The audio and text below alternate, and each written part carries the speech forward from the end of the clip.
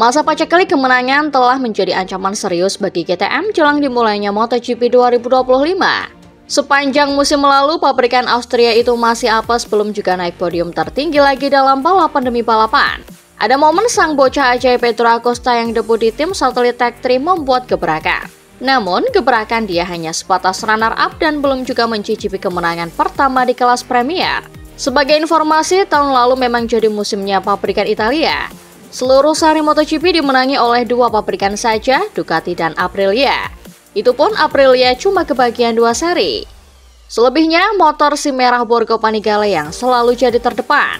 Apabila situasi KTM masih belum juga mampu mendobrak dominasi pabrikan Italia itu, maka hal tersebut jelas akan merugikan mereka. Alasannya, kondisi KTM sedang tidak baik-baik saja.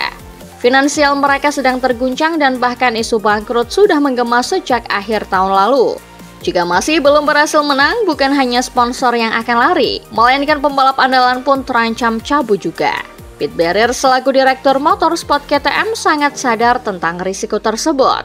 Bahkan dia juga harus siap menelan pil pahit jika sampai kehilangan Acosta, si juara dunia Moto2 dan Moto3 yang amat potensial bagi kubu mereka. Evaluasi tentang pengembangan mesin RC16 terus dilakukan KTM seiring dengan feedback Acosta dan rider KTM lainnya seperti Brad Binder dan dua KTM Tech 3 Maverick Viñales dan Enea Bastianini. Acosta pernah merasa bahwa KTM tidak perlu terlalu banyak melakukan pengembangan karena dia merasa mesinnya sudah di tahap cukup untuk digeber. Barrier pun berusaha untuk terus membuat suasana tim tetap kondusif, baik dari segi kerjasama kru dan pembalap serta manajemen. Di sisi lain, jika KTM sampai kehilangan kepercayaan Acosta, maka itu dapat mengancam keberlangsungan mereka di kancah MotoGP. Sebab Acosta adalah pembalap berbakat yang semestinya jadi andalan utama, karena dia pun banyak diincar oleh tim-tim kompetitor lain.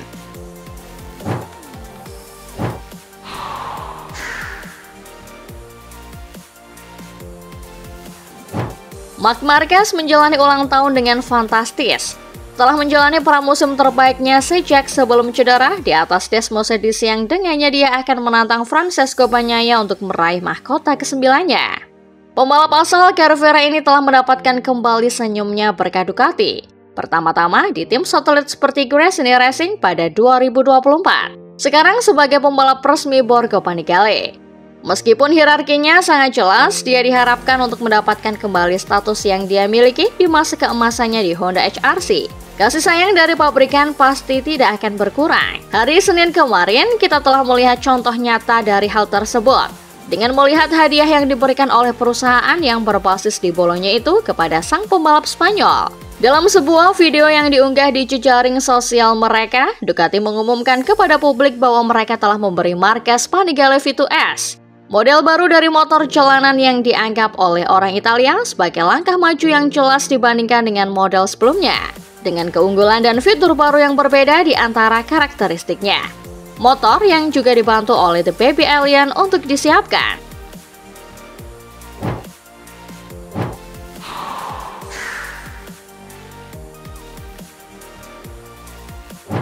Gigi Dalinya selaku bos Ducati memberikan penjelasan soal alur Marc Marquez dan Pecco Bagnaia gunakan mesin GP24 untuk MotoGP 2025. Melalui LinkedIn yang dikutip Course di Moto, Gigi menuturkan bahwa beberapa trek GP25 sangat mulus dan berjalan cukup baik. Tapi ketika dicoba di sirkuit Buriram, Thailand, ketahuan bahwa ada beberapa masalah yang mengganggu pada keseimbangan motor khususnya di pengereman. Marquez dan Bagnaia yang menjajal motor mengutarakan hal yang sama dan cukup mengganggu ketika time attack.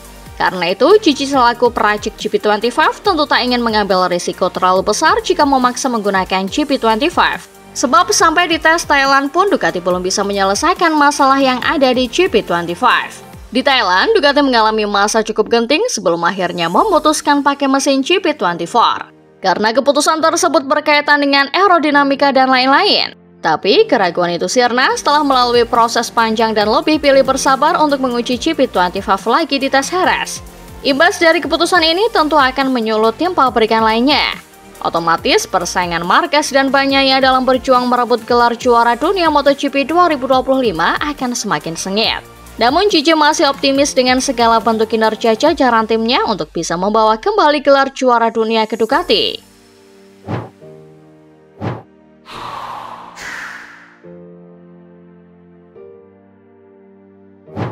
Mir akhirnya dapat tersenyum lebih cerah setelah apa yang dia tampilkan di tes pramusim MotoGP 2025 di sirkuit Buriram, Thailand pekan lalu. 2 hari pengujian itu berimbas cukup positif bagi Honda.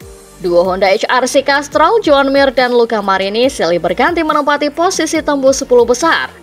Mereka terbilang mampu bersaing dengan para pabrikan Eropa seperti dominasi Ducati, KTM, dan Aprilia. Malah, kali itu hasilnya lebih baik di atas para rider Yamaha selaku sesama pabrikan Jepang. Mir mengaku merasa senang hanya karena dirinya bisa mengendarai motor sesuai keinginannya. Misalnya dengan bisa memasuki tikungan dengan lebih memiringkan motor sesuai gaya balapnya. Mir berakhir di posisi ke-6 dengan tembus waktu lap 1 menit 29,399 detik. Bangga bukan main, Mir melihat kemajuan pesat motor RC213V yang selama ini sudah membuat dia sangat frustasi dan hampir pensiun dini tahun lalu. Sekarang, Mir cuma minta Honda bisa memperbaiki satu hal soal motor pabrikan Asaka Jepang itu demi kelancaran ke seri perdana MotoGP Thailand 2025, 28 Februari hingga 2 Maret. Mir ingin agar motornya bisa berbelok sedikit lebih rendah lagi dan memiliki top speed yang sedikit lebih tinggi. Mantan rider Suzuki X-Star tersebut jujur baru merasakan kehilangan motivasi serendah ini sejak gabung Honda. Tak heran rasanya sampai Marc Marquez rela pergi demi dapat motor kompetitif di kubu Ducati. Namun dengan kemajuan yang mereka alami, kerja keras dari tes Privo di Buriram pada Januari lalu, Mir mulai kembali berhasrat di lintasan. Karir Mir memang progresnya terbilang cepat. Dia melejit dengan 2 tahun di Moto3 dengan gelar juara, kemudian 1 musim di Moto2 dan gelar juara MotoGP dalam 2 musim berikutnya. Dengan ritme yang konsisten dan terus menanjak, rasanya Mir seperti tertampar ketika mendapati dirinya bahkan untuk tembus 10 besar saja susah bersama Honda. Podium terakhir Mir terjadi saat Suzuki belum gulung tikar di musim 2022.